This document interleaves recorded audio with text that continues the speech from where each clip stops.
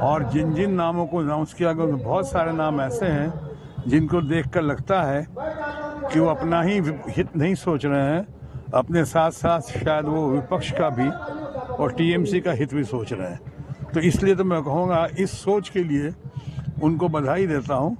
लेकिन वो कुछ भी कर लें, कोई भी नाम अनाउंस करें, कितने लोगों का टिकट काटें, कितने लोगों को कट फॉर सीट करके इधर का उधर, उधर का इधर करके उलट फेर करके लाएंगे, 400 पार या 370 ये भूल जाएं, किसी कीमत पर संभव नहीं है।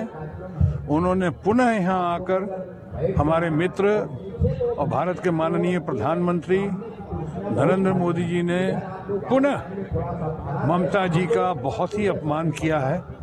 जैसी भाषा का प्रयोग किया उन्होंने कल परसों में यहाँ पे संदेश खाली के नाम पे, जो मामला सुलझ चुका है, जो मामला जिसको अंडर कंट्रोल आ गया है, उसको सिर्फ पॉलिटिकल रीजंस की वजह से उन्होंने फिर से उभारने की कोशिश की है।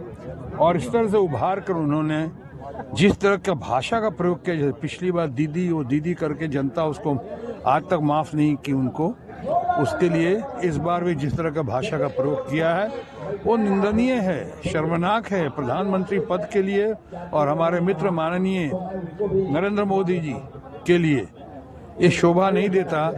और बंगाल की जनता जो है उसका जवाब देगी और बहुत अच्छी तरह उनको पता है कि इस बार जो है वो जो 400 पार और 300 पार कह रहे हैं, 370 पार कह रहे हैं और 300 पार कह रहे हैं, और अपना बजट से लेके अपनी योजना 2047 तक कर सकते हैं की बात कर रहे हैं। मैं आपको कह देता हूं, पिछली बार भी बंगाल में उन्होंने कहा था 200 पार। आपके सामने मैं आज कह सकता हूं, उस वक्त 200 पार कहा था तो 70-75 सीटों पर निबट गए। वो भी कैसे निपटे उस पर मैं ज़्यादा नहीं जानना चाहूँगा, बहुत सारे इसमें बातें हुई। तो इस बार अगर उसी औसत से आ जाएं तो 200 कहा था तो 70-75 पर निप गए।